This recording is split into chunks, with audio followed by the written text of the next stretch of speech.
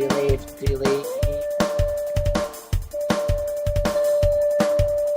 This episode of Nerd and Tie is sponsored by Zach Fisher. That's right, Zach Fisher. He's an awesome human being and better than you. But if you'd like to be as cool as Zach Fisher, you too can sponsor Nerd and Tie. Just go to nerdandtie.com. On this week's edition of Nerd and Tie, we are going to be talking about Avengers: Age of Ultron with the biggest panel we've ever assembled. That's right, our own podcast Avengers assemble on this very special edition of Nerd and Tie. We almost heard Nick there. And I'm excited. Oh, barely happened. We did it though. We got through it. It took us long enough. Indeed. Oh man. Nick? So it's good. Nick, you gonna introduce us, buddy? I need to be louder. All right. Oh, sorry. I didn't know we were still. Okay. So anyway, welcome everyone to a very special edition of Nerd and Tie, which is already off to a fantastic start, which has involved video issues and arguing over who is our Father of the Year. I of course am Nick Izumi. Keep saying, "Hey, Nick." Joining me as always is the The silence! intrepid and flustered Trey Dorn. I'm Okay, here. I swear to God, I am here. I am attempting to maintain sanity on all levels. Oh my God. Also, as always, is the equally intrepid and known for all sorts of comedy ventures, my partner in crime, Professor Firsters. I am here, and you just called me Christopher. That is all kinds of messed up. Weird. I know it. it's almost like it's your name. It's weirder because I can actually see things on my video feed. This is already a weird episode, and it's even weirder because we have three guest panelists on the show.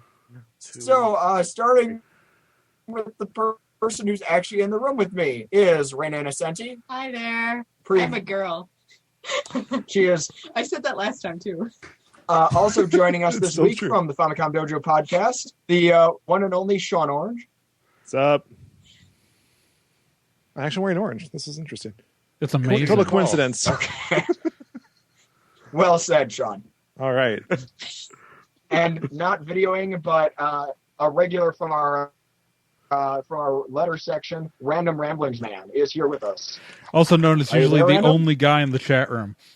You can't see my straw hat, but it's floppity, it's rickety, and it's beautiful. Which is weird because I think I specifically said in the chat room that floppity hats are not allowed. So Sean, you shouldn't even be wearing that mess right now. Oh dear. It's on. So we have gotten an Avengers-sized panel together to talk about Avengers 2: The Age of Ultron. We even have a girl also. Yeah, no, it's the right Marvel. It's the right Marvel ratio, right? 5 guys, 1 girl.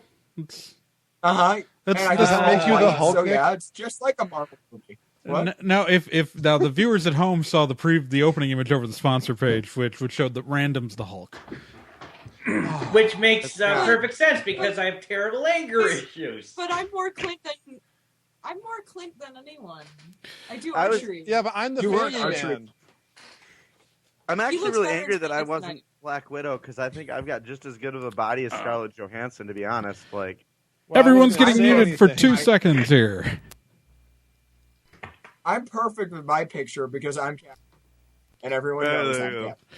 And we keep losing the left channel audio for you guys. It's so yay! annoying. Oh well, we're gonna. Oh, now it's all back. If I hold my hand Hey! if I hold the cable like this with my right hand, sound works great.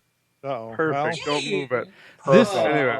I figured So, out the point, and it happens to be the ground loop suppressor that I lent to Sean Orange during his panel, and it worked fine before that. Thanks. I thought you said you weren't Oh, using that. Sean. Oh, But I anyway, see what no. you're saying. So, Age of Ultron special, guys. This is big. yeah. It's good to have all of us here. Yeah, it was pretty big. It only opened a couple days ago, so we're getting this fresh out to the internet. And everybody, please remember that, like our previous specials for other movies, this thing is going to be full of spoilers. Why are you even listening to this if you haven't even seen the movie? If you have not seen the movie, stop now. Turn Please. away. It is worth seeing. I'll say it's worth seeing at least once. It is worth seeing. That's why we're doing a whole special about it. I will also say it is worth seeing. So definitely go see it. But if you haven't seen it yet, turn it off. Turn off the podcast right now. Maybe go see it. If you can't see it tonight, I don't know. Watch something. Watch Daredevil on Netflix. Go listen to Famicom Dojo. Go watch a Nick Azumi show. Go read some Unconventional. Do whatever. Watch the Nick Azumi show. Just don't listen to this because we don't want to ruin it for you. Yeah. Yeah, but go listen to the live episode from No Brand Con. Or don't. Because just go drink for an hour. That'd be a good idea. That'd be. We did not actually tell you to drink for an hour. That was your choice. Was it though? That was your life choice, my friend. And I'd like to apologize to the video listeners at home who keep losing audio on one channel. The audio version of the podcast, I can correct that and fix that. But for you video viewers, I have to fix it live. Happen. So not going to happen. But we had a lot to talk about Age of Ultron. Where do we even start with a movie that was the result of about 2.5 years of other movies? Just a little bit. And 2.5 hours long. Where do we begin to unpack this? How about we start from the very beginning? Well, we could probably. Well, why don't I start out so I can? That as a Trey pointed out, opening thoughts. Why don't I start off just so I can subtly fix the audio while talking at the same time? That's a great idea, because Trey. Why don't you do that? I'm going to just do this, and while I talk about it, I'm going to say that Age of Ultron was, in all effects, a very entertaining film. Can you guys say something so I can hear you? Yeah, I agree. Entertaining is the word that I would use. It was an entertaining film. I wouldn't necessarily say it was a great film or a good film, but it was definitely a Marvel movie. I would definitely not call it great. It was definitely solidly mediocre. It was. When I saw Age of Ultron initially, I agree with Sean. It was solidly mediocre. When I saw it, I was blown away. But now that I've had time to think about it, it definitely has a few flaws that needed to be addressed.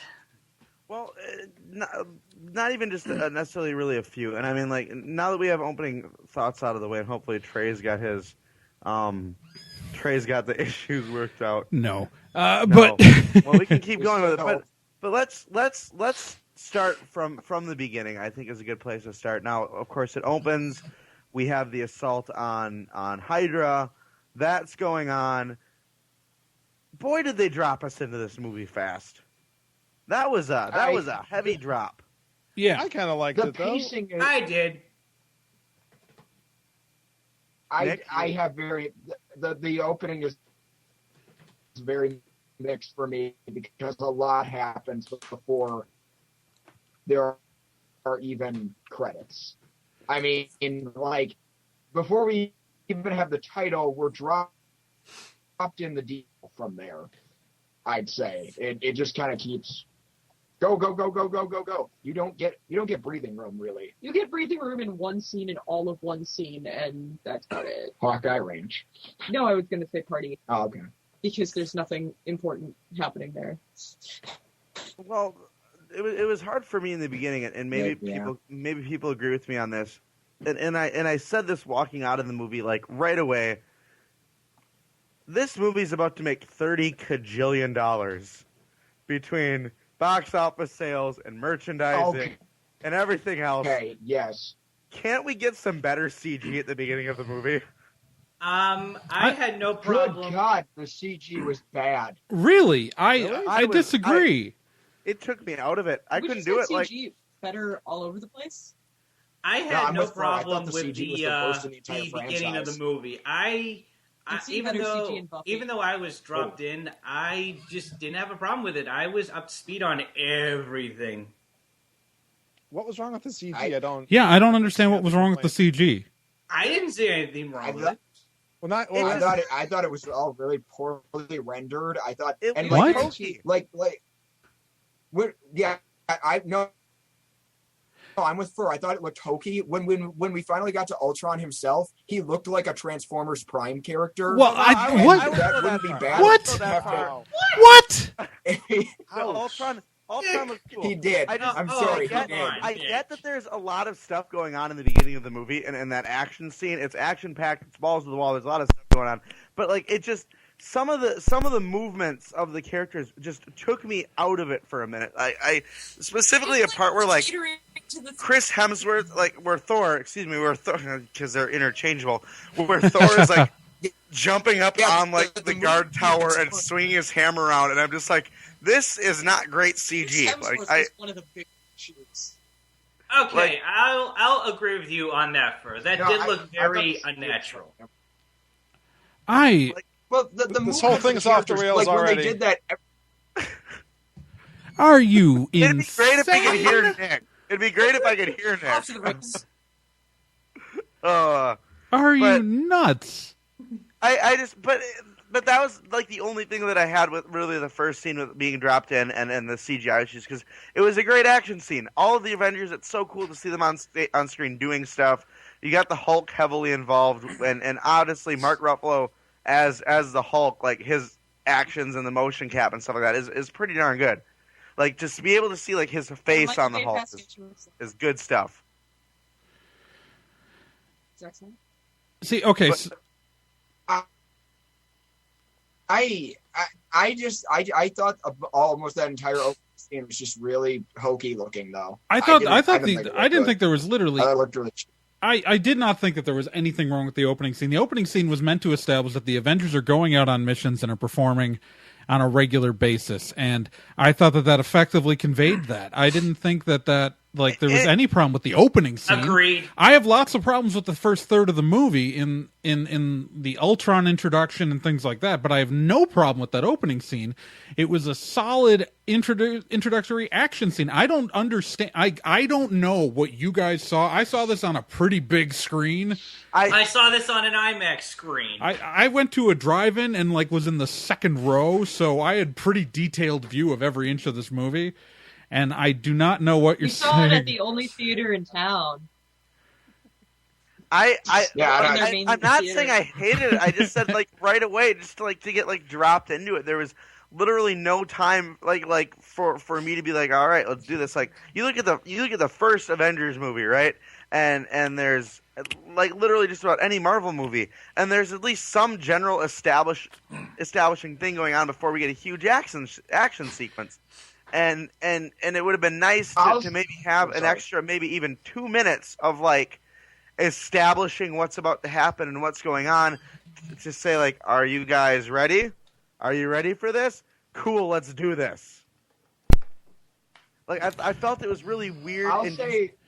Pacing was wrong to kick the movie off with the first thing literally being Thor and Iron Man coming in and blowing things away. Well, I'll say I agree with Trey that it, from the story perspective, that it worked well. I'm glad to know that the team has still been doing their thing and fighting Hydra. That's good. I just thought it like hell. That's my. And I'm of the belief that a story should be able to be told visually, especially in a visual medium, and for it to look like complete and utter garbage to me, it's terrible. And I've seen better CG in Buffy. I honestly think that Sean Corse's head is going to explode. Yeah, I have so many complaints, but this is not one of them. Yeah. The opening sequence was still fine to me.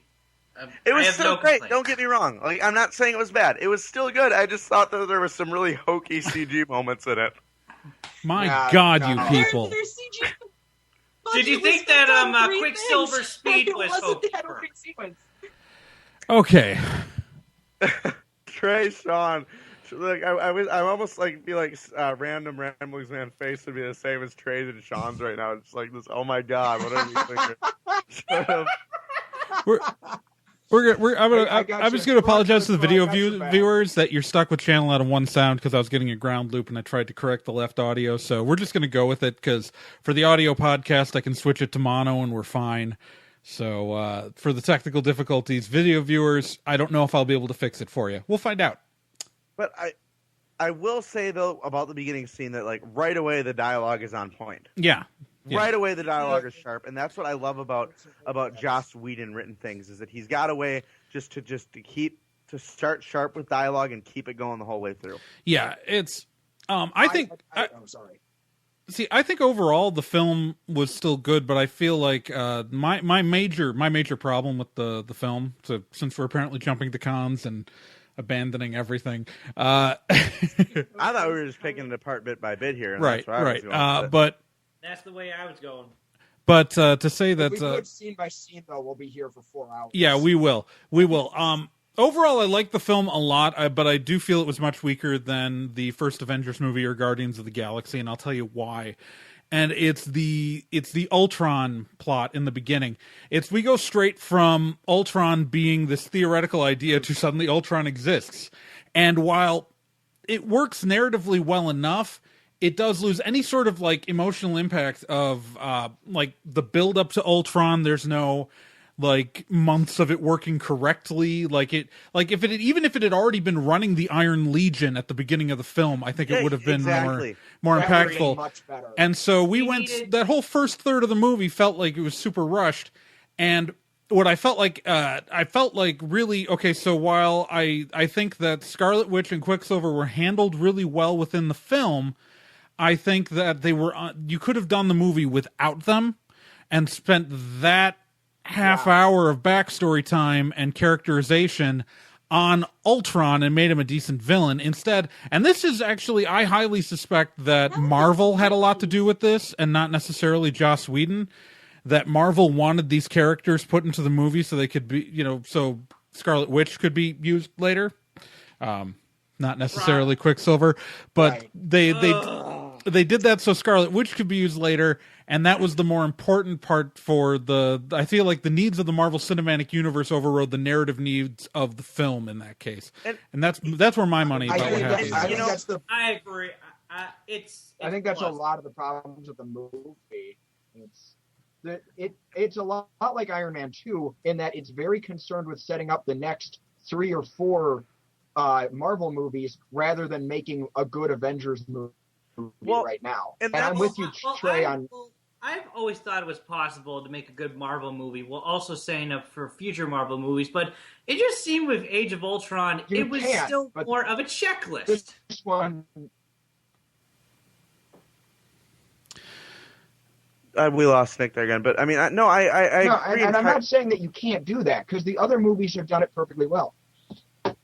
Hello? I agree. We can hear you. You're fine. Keep going. I guess from what I'm understanding too is that Joss Whedon, a lot of what he wanted to do was taken away, and he was basically told by Marvel and Feig that no, you've got to do this.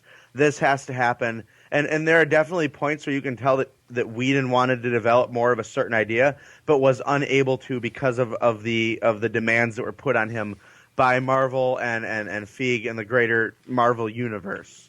Yeah, I really feel like this was... Instead, he resorted to terrible Joss Whedon dialogue.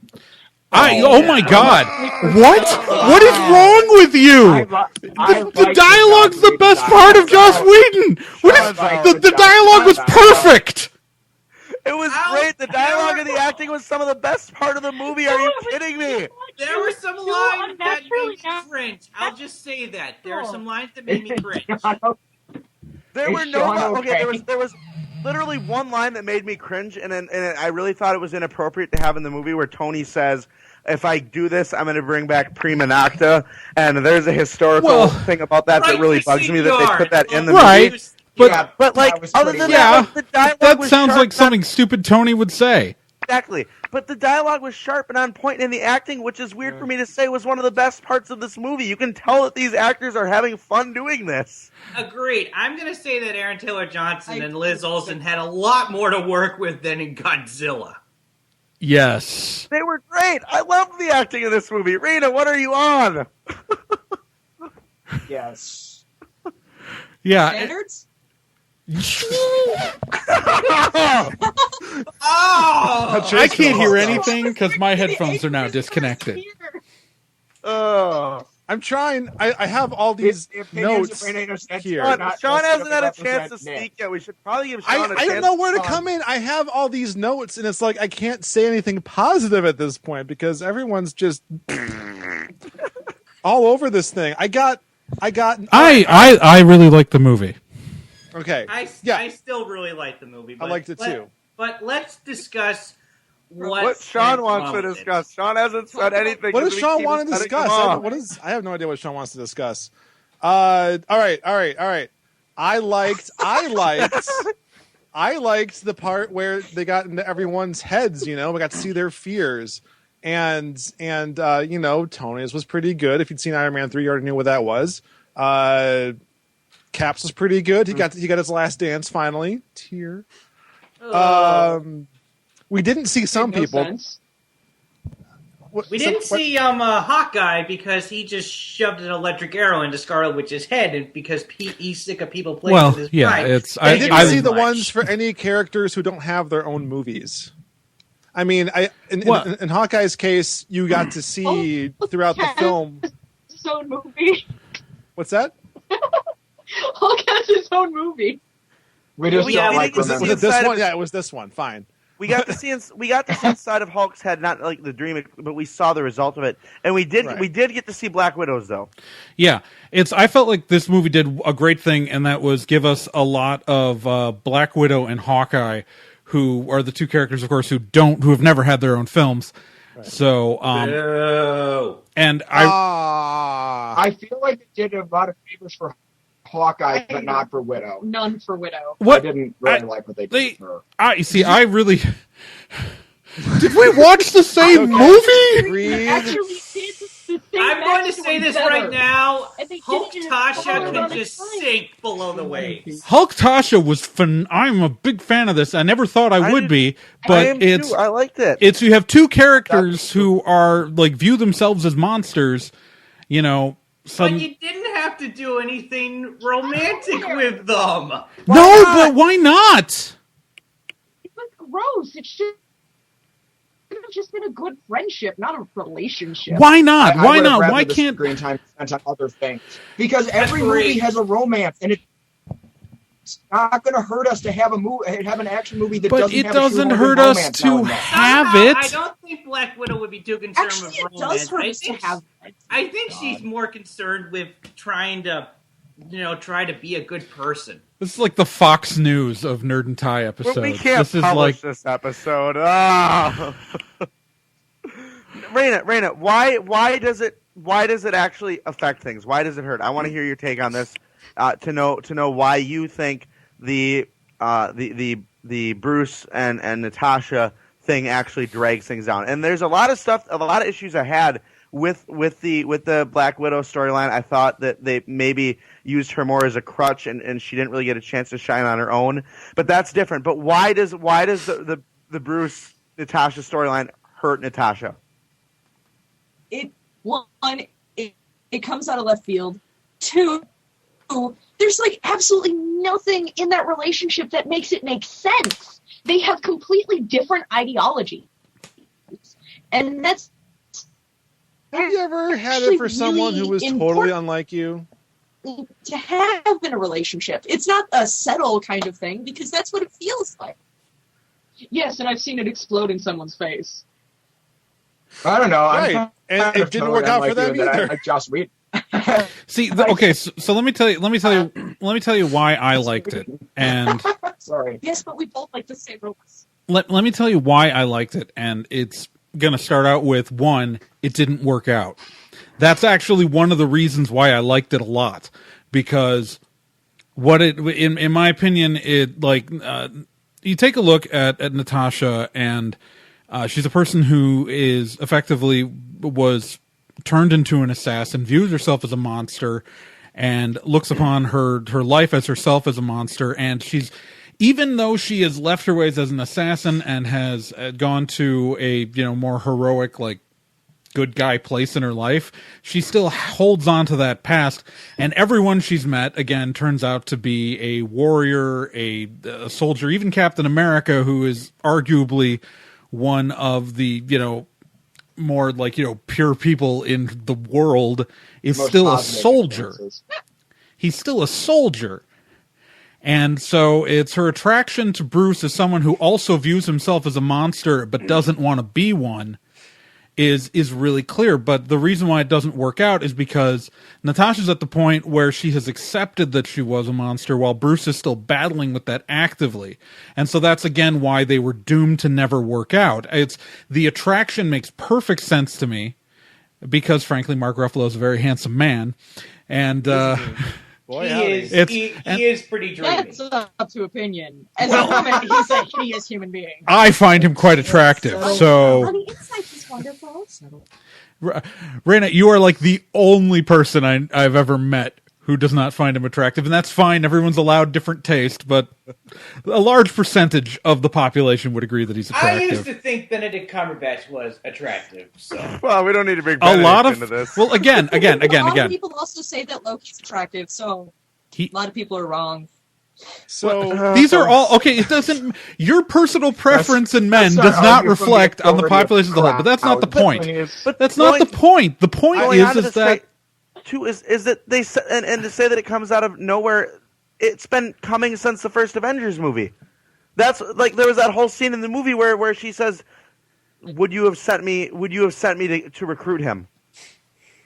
Well, like, I think there's really clear tension between the two in the first Avengers movie. It's frankly, what it is it's a very angry, radioactive man who hasn't had a lay in a long time. I think you're being real. No, I disagree with you entirely there. No. Well, are you sure that's safe for you to disagree, Dick? Scarlet, I hate her until Wanda shows up. Yeah. I think that I hate the women of the Avengers because Sean clearly has something to say. But we keep cutting him off. Sean, why don't you say something? I liked how their relationship ended because that's like a very like Hulk Bruce, like it's a Bill Bixby Hulk thing to do. Like he did that all the time. Like in my head when he was flying away, I heard the music playing. I'm just like, yes, this is perfect. Exactly, same here. I saw the movie with Amy Quinlan and Gen Proc, two listeners and Otaku Net production writers, and I leaned over and I was like. To Amy. I actually didn't think of that, but it fits perfectly with the scene. With stop, guys. We, for some reason, we haven't had that problem in a really long time. The show stopped recording for a second, so you may now resume talking. So okay, I didn't think of it when I saw Hulk flying off in the Quinjet, but now that I think of it, the music hits perfectly. Well, and that's what it is and there's always been that sort of Bruce feeling. I mean, in the second Ultimate Avengers book, correct me if I'm wrong. It's been a while since I've read it. Didn't they use Black Widow to lure him onto the fighter or the carrier when they nuked it to try and kill the Hulk? Was it Black Widow? I don't remember. I didn't read the Ultimate comic, so I can't tell you. I've never read an Ultimate Marvel book in my life.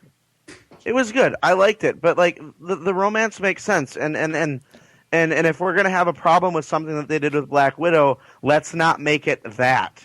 Because there was nothing wrong, in my opinion, with that. There's a lot more wrong with Black Widow in the movie. Well, there was a lot where I felt where they took a really great, possibly great character, and they put her in a lot of helpless situations that she wouldn't need to be in. They damsel in distress her a lot. That pissed me off. They made me like her less, and that was surprising.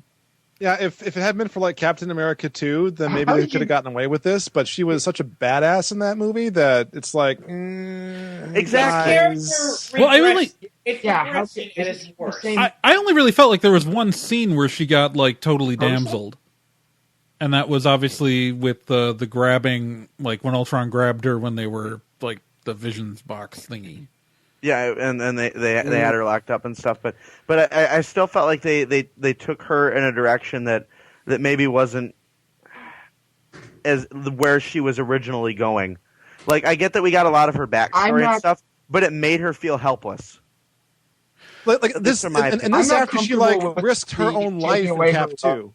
Yeah, you know what? I guess the difference is, and from the way I see it, is what you guys are seeing as making her weak is what I see as humanizing her, because I think this film did a lot to humanize Black Widow and Hawkeye and allowed them to be a bit more vulnerable than they have been before. And what you guys are seeing as weakness, I'm merely seeing as character development, understanding the backstory. Like, I don't think finding out that a character regrets something or is sad about something from their past makes them weaker in the moment. No, not at all. That's not what we're saying. Yeah, well, No. I'm just referring specifically to like how in Captain America 2 she risked her own life. I'm not saying it's a weakness. Can we not cut Sean off? Like, yeah, let Sean talk. We're constantly doing this. Let's His not do podcast is more popular than ours. We're advertising that he's on this show. Let's not pull that card, please. The problem I have is that after a movie where she like risked her own life, like she might have died rather than become a prisoner to be used in that way. And it worked out, fortunately for her. But like that's the kind of person she was, and she didn't. Well, I guess she didn't have a choice in this case. But it's just like it was hard to see after she had had so much agency last time we saw her on screen. Yeah, that's all. The relationship stuff, like her past, I agree. I feel like it humanized her more. Like someone did complain that it's like, oh, her big dark secret is she can't have babies. No, that's not her big dark secret. It's just that she has thoughts about her future and how she can fit in society, and it's like they took something away from her that she can't get back. Exactly. And you have to remember that her best friend is Hawkeye, so she's been like an aunt to his kids who apparently exist. Yeah, that was awesome. Came out of nowhere. That was what came out of nowhere. Let me tell you, when the instant Hawkeye's family walked on screen, I got really scared, and I'll tell you why. Because in Ultimates they get killed by Black Widow. Right. So in it's the following thoughts went through my brain the instant Hawkeye's family showed up. The first thought was, oh my god, are they humanizing Hawkeye so they can kill his family? Like, are they gonna fridge the family like they did in the Ultimate Universe? And so that was the first thought that went through my head. Hawkeye. But the second thought was like, no, Joss Whedon will do lots of things, but he doesn't like fridging people, but he loves humanizing people right before he murders them. I think it was the intention because right up until the end, we were supposed to think he was the one that was going to bite it. Well, I want to say that Hawkeye's family was one of the best parts of the movie. Oh, actually, yeah. I really feel like I really like. I feel like Rancho when they get, Hawkeye. I feel like when they get to the farm, that's when the rails came back. Like that's when the movie got back on the rails for when things settled down. Because I feel like the first third of the movie before that was like everything was rushed and everything was like just boom, boom, boom, boom, boom, and I was really getting worried the whole movie was going to be like that. And then the instant they get to Hawkeye's, like that's the instant they got to Hawkeye's farm, it's suddenly everything. I put up the wrong lower third for me. I'm apparently live at No Brand Con on the video. I'm Trey Dorn. There we go. Rancho de Hawkeye was a great scene. Yeah, I really did enjoy that. And that's I felt like the movie, like if you go straight to like the ranch at Hawkeye scene, I think that a lot of the stuff with Black Widow starts making sense because the kids know her, so she's known about this whole thing for a long time, and so that's why she's Hawkeye's wife being pregnant, she's thinking about the fact that she can't have a family, which as much as I think that draws into kind of a deeper characterization. The more and more I think about it, the more and more I want to weep for Black Widow because I think about what was taken away from her, and it just stabs me right in the heart. Yeah, and it's also why I think she's really close with Steve. Like why she and Captain America, because he's had so much of what taken away from him, and I think that's why those two characters are good friends.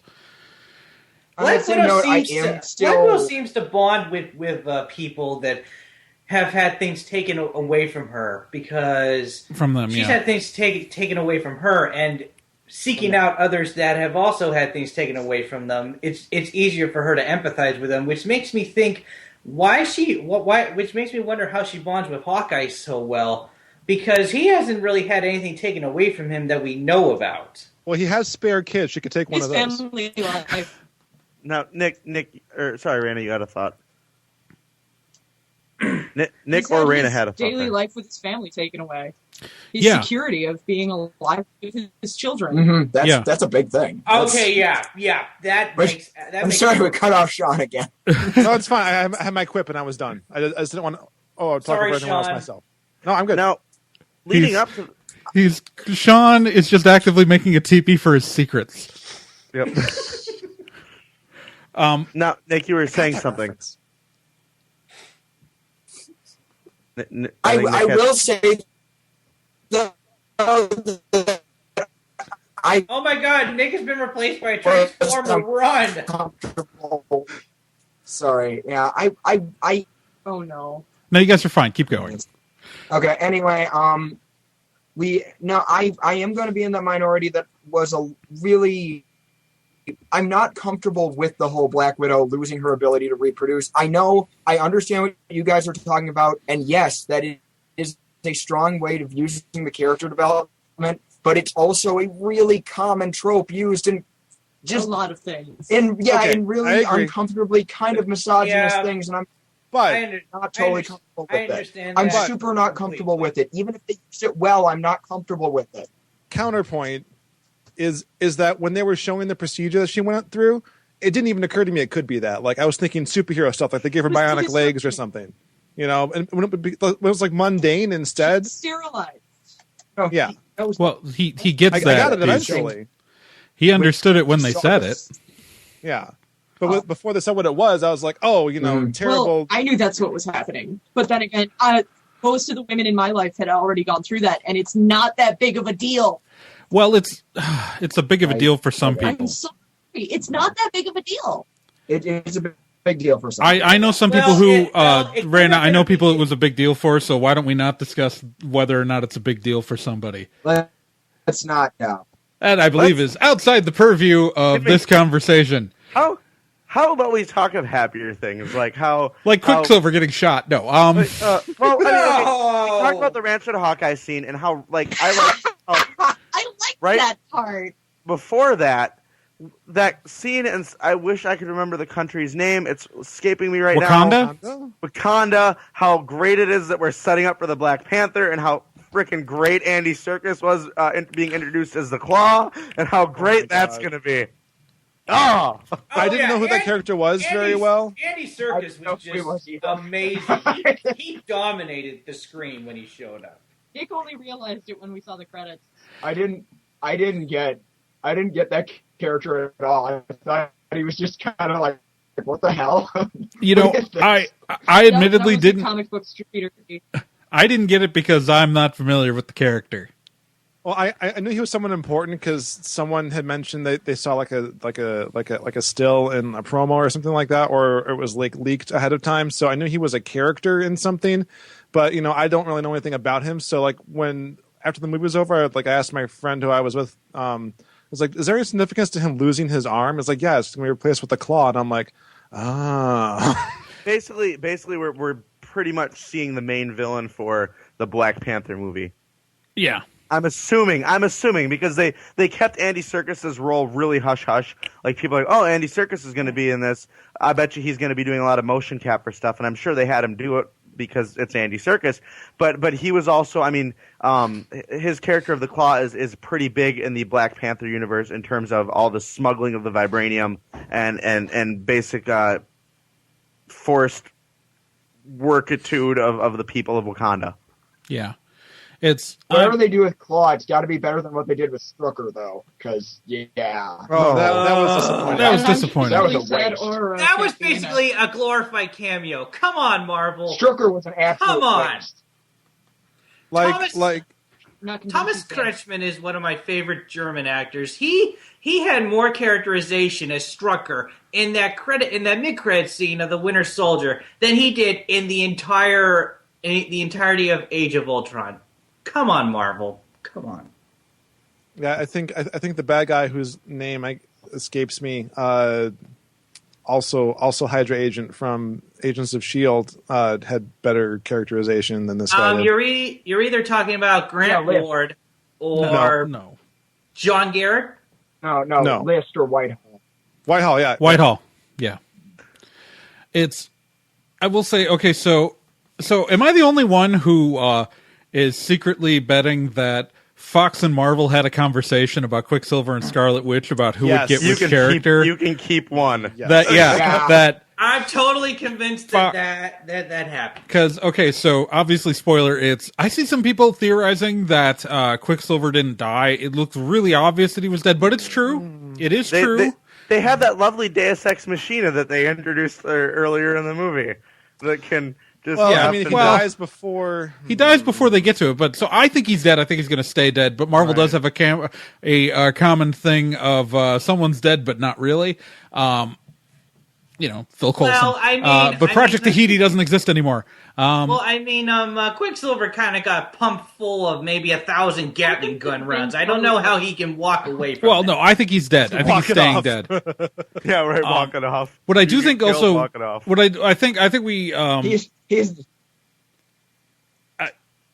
I do want to say that I think that the way they introduced the new characters, I think was done well with Scarlet Witch and the Vision. I love the Vision. The entrance of the Vision was great. Man. That was awesome. That was perfect. But after all that, like all powerful being, all he does is punch things. Vision was the only good part of the movie for me. Yeah, all he did was punch things. You're right. He shot beams out of his head. What are his powers? No one knows. Well, he flies. He can phase through crap. He flies. He has super strength. Everyone's talking at the same time. And he can use the mind gems to project. Very well, it's a quiet moment. We're gonna have a quiet moment because everyone was talking at the same time, which means y'all need a timeout. And but I was just gonna say that what I think was interesting is that really what they did at the end of the film was set up an Avengers that is a lot less expensive to put on screen. Yeah, because let me tell you what, Paul Bettany's not raking in Robert Downey Jr. money. That's for sure. So we got the new. Don.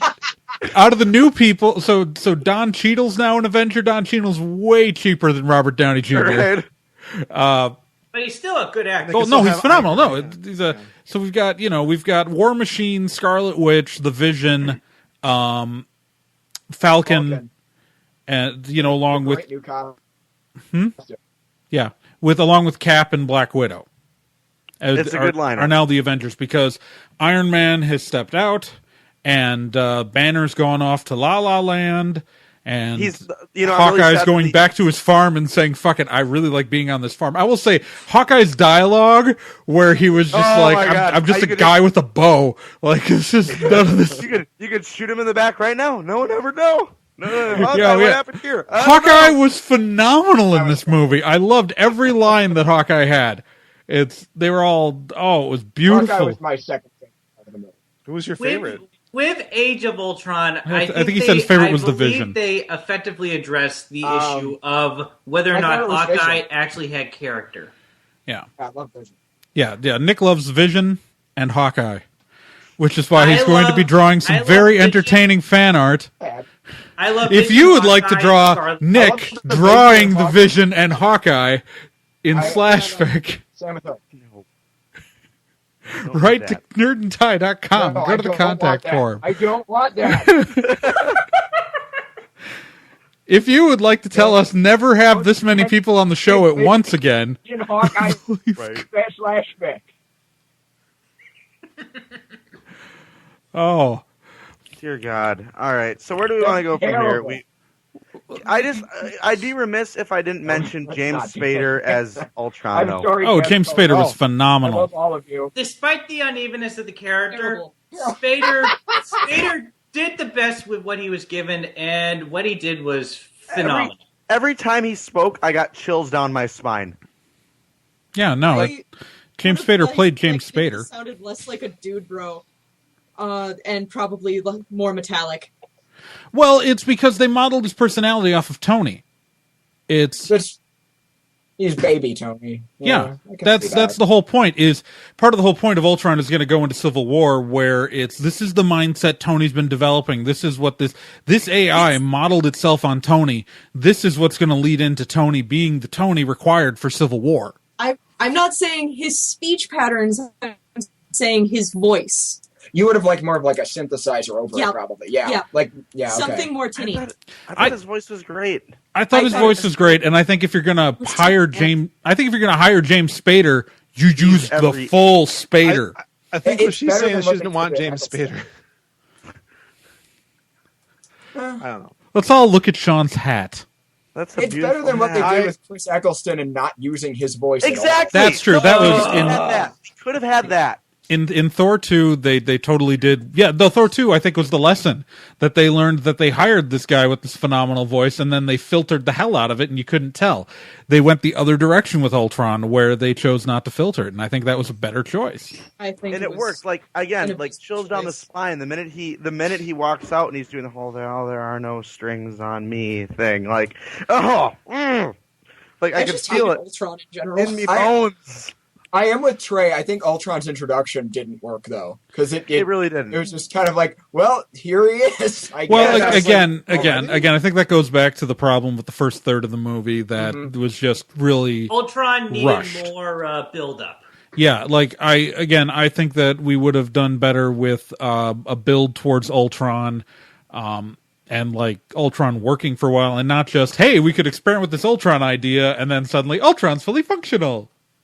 On the other hand, I would go evil right away, wouldn't it? I mean, that's the whole thing. Is it was just zero to evil in 2 seconds. I think the jump to evil would have worked if Ultron had had enough time to establish himself, to creep into the net, to learn about humanity's history. And I mean, we saw it happen. It just happened in a few seconds, right? Yeah. Which I believe was a disservice to the viewer, and I think that's the part of that's here. I overall love the movie, and that's really my only issue is the pacing of that first third, and I felt like it was like a rushed story for that section of the movie. That is literally my only complaint. It's like everything else I really loved, including lots of things that other people in this panel of far too many people were never. We've got too many cooks. Listeners at home, we thought 6 people was a good idea. It wasn't. It works for the Avengers. Does it? No, because what happens is that someone ends up being Hawkeye. Even in the good one. Hawkeye. Well, okay, Hawkeye's good in the second one, but Hawkeye in the first movie was not existent. Cap in the second one. Hawkeye was a villain in the first. Wasn't it you guys? I heard someone say that like Hawkeye being a villain in the first film was the best thing that could happen to that character because he is so useless on the Avengers team. No, that wasn't the show. I don't think that was the show. That was a that show. That was not. Who else are you listening to, Sean? How dare you? I only listen to your podcast. Can I say something? No. Yes, you can say something, Rena. This guy sounds amazing. I am amazing. Sorry. I had a lot of fundamental problems with this version of Ultron.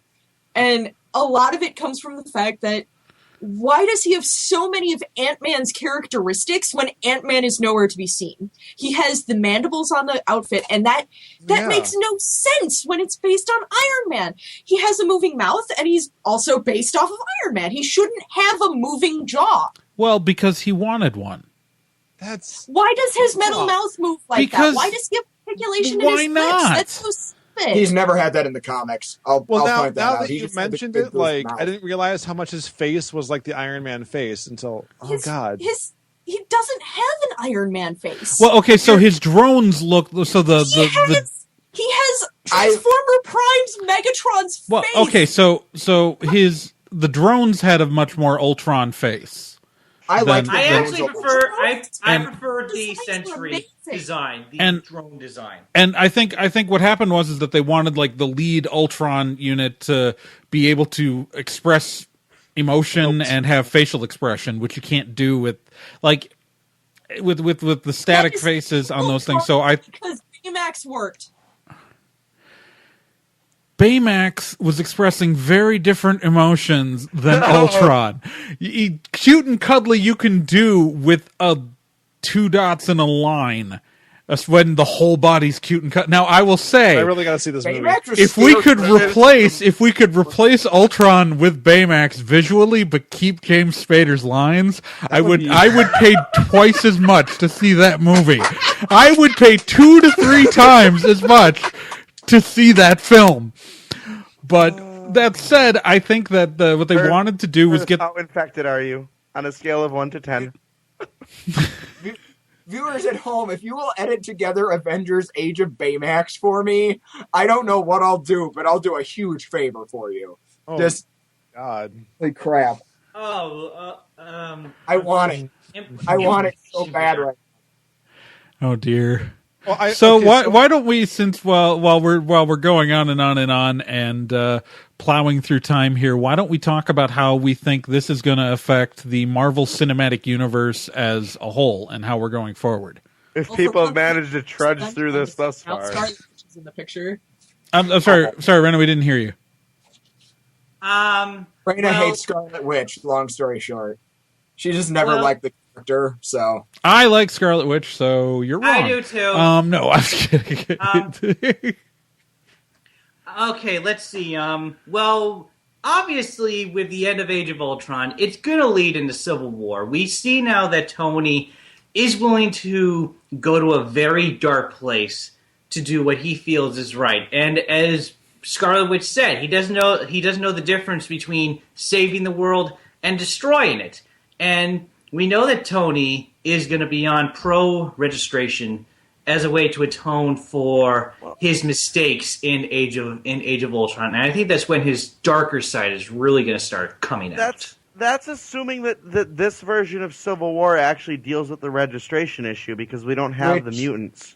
That, and we don't have secret identities, really. And we don't have Inhumans yet, though, because Scarlet Witch and Quicksilver were not Inhumans. Yeah, but there's a ton of Inhumans. That's right. They were mutants. Yeah, I was going to say there are a ton of Inhumans on Agents of S.H.I.E.L.D. Yeah, that's assuming that they can somehow get everybody caught up to Agents of S.H.I.E.L.D. though, because not everybody that watches the Marvel movies. But they're telling the story in Agents of S.H.I.E.L.D. and that will lead to the Inhumans film. And I'm sure when they write the Inhumans, remember Marvel doesn't want to do a lot of origin stories for these movies. They've said it, so that's why I think that what they're doing is they're going to give the Inhumans a full origin in Agents of S.H.I.E.L.D. and then introduce the movie. When they finally do the Inhumans movie, which is quite a few years off, and after Civil War, when they do the Inhumans movie, they are going to jump right into it, and they'll make it understandable for new viewers who don't. But I think that's part of why they've let S.H.I.E.L.D. do the origin story, is because they don't want the origin story. And I think, honest to God, you don't really need the origin story for Inhumans that much. Not really. Well, because they're like mutants, only with alien shit. Yeah. We can avoid them entirely and go straight to Miss Marvel. I would enjoy that more. Captain Marvel. Yeah, no. I believe Rena's talking about Kamala Khan, Miss Marvel. Yeah, I'm talking about Kamala Khan. Who is an Inhuman. I do not like Carol Danvers one bit. I like Carol Danvers, but I like Kamala Khan better than I like almost any other character in the Marvel universe. Kamala Khan is the coolest member of the Marvel universe. She is about to be a member of the Avengers, so... She is a member of the Avengers now. The free comic book day book, incidentally. She got to say the phrase. It was great. Go read that. That was nice. Fun. For the future, though. To answer your question, as far as I know, the registration stuff is happening, but instead of it focusing on secret identities, it's forcing superheroes to choose loyalties either to themselves or to world governments, and that's where the sense of conflict comes in. And Cap still thinks that it's a violation of civil liberties. Gotcha.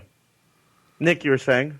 I was going to say one thing for setting up for the future. I totally agree with Trey's point, and I love Trey's point of we now have a much cheaper Avengers to film. But was anyone else amused by the fact that when Captain America is in charge of the Avengers, it's way more diverse? How there's 2 black guys and 2 women, and and I'm just saying, he's got a much more diverse team than a bunch of white guys and 1 chick, I guess. I like that. I like the new Avengers team precisely for that reason. And you still have quality actors all around. All right. So, Well, it was already mentioned too earlier that we have a Black Panther setup. We have the introduction to the Black Panther's main villain.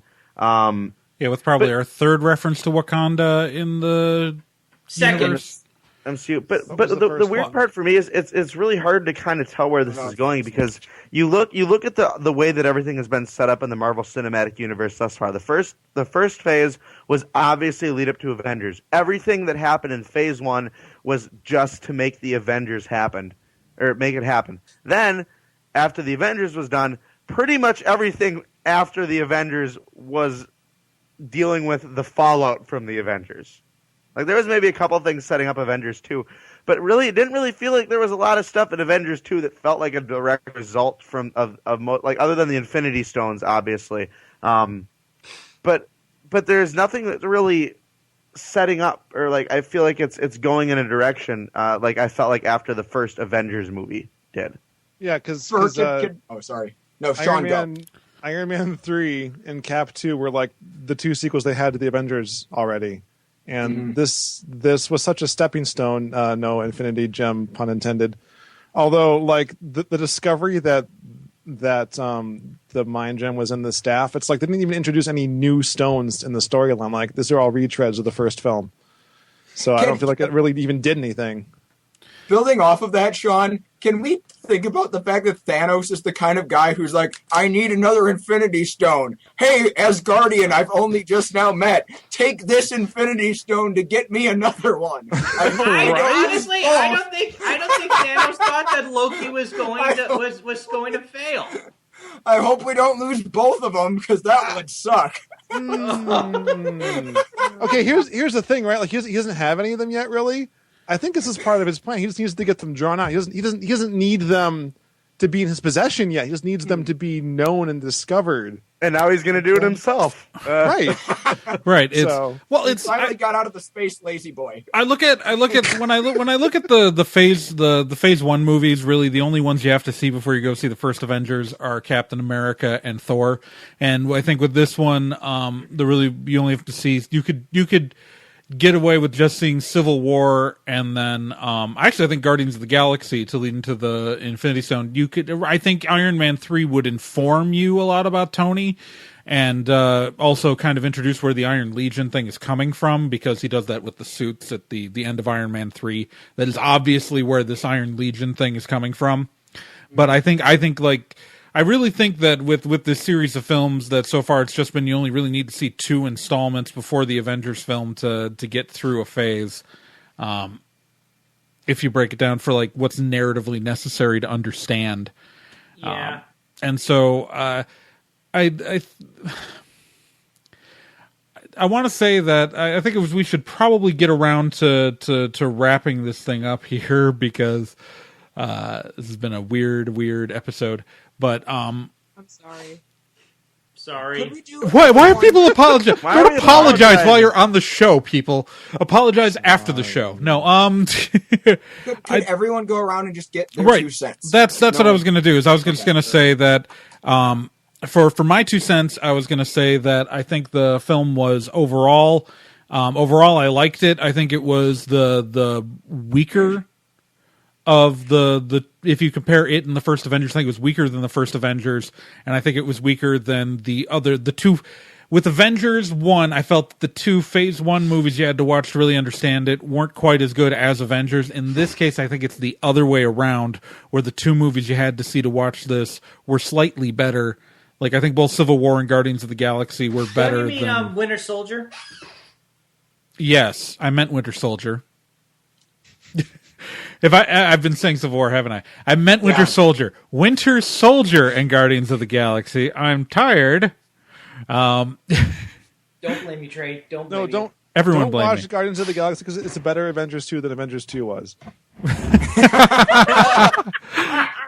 Right? Can somebody just reinsert the scene? I look around here and you know what I see? Losers. I mean, people that have lost things. Oh, dear God. So, Fur, what were your opinions? My opinion is that I had a couple of issues with it. Overall, it was really good. Not really good. It was a good Avengers movie. I mean, it was what I paid for. I'm not going out there and saying it's awful. Don't go see it. Go see it. It's important to the Marvel Cinematic Universe. The acting and dialogue were spot on. James Spader was great. Everybody was great in it. It wasn't.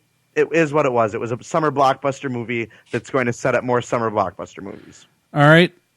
Nick and Rena. You go first. I'm still pretty lukewarm on this movie. It is worth seeing.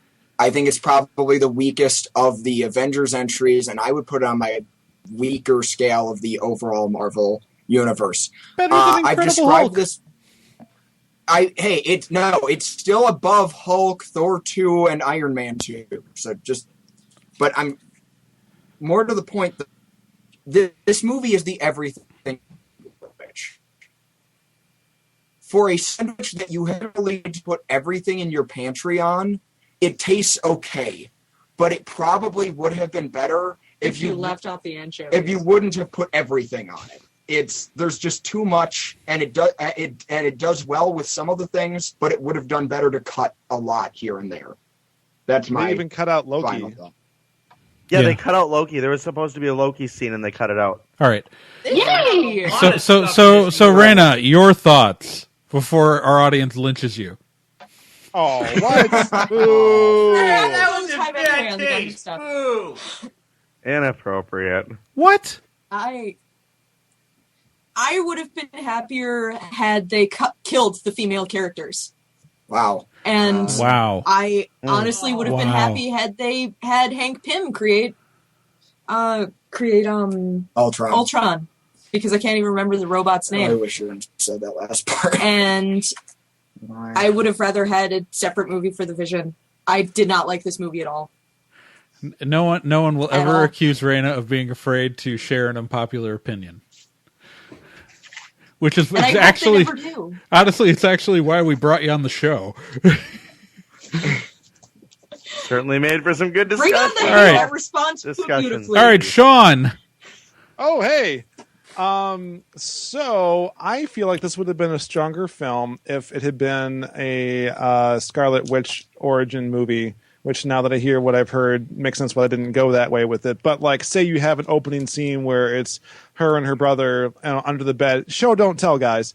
And then it flashes forward to the current day. So then we have a little bit better idea of who these people are, because like we're supposed to kind of know from the extra scene at the end of Cap who they are, and we don't, right? Just from the movie itself. So if they'd like made the Avengers kind of like backseat characters to her origin and like discovered who they were through the mind control gimmick and everything.